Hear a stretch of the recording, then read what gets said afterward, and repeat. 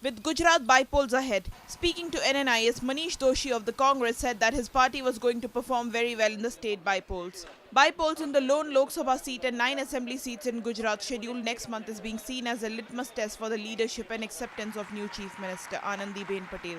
She was handed over the reins of Gujarat after Narendra Modi became the Prime Minister. This will be the first election to be fought under the leadership of Anandiben in Gujarat. The by-polls are slated to be held on 13 September.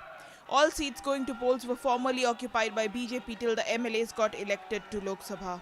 The assembly seats where by-polls will be held are Anand, Limkheda, Disa, Matar, Maninagar, Talaja, Tankara, Khambaliya and Mangrol. The Vadodara Lok Sabha seat also fell vacant after Modi decided to retain Varanasi in Uttar Pradesh. The Congress claims BJP has been high on publicity, low on performance. Gujarat में 9 विधानसभा का उपचुनाव है, एक parliament का उपचुनाव है।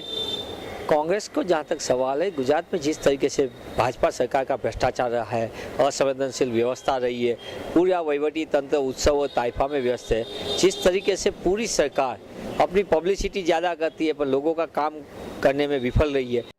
The Congress is upbeat about the party faring well in by-polls. Congress has in the last couple of months aggressively taken up issues of corruption and inflation. They are confident of turning the tables on the ruling BJP. The BJP, though, is brimming with optimism. The Congress has earlier been of the view that local issues will be predominant in the by-polls.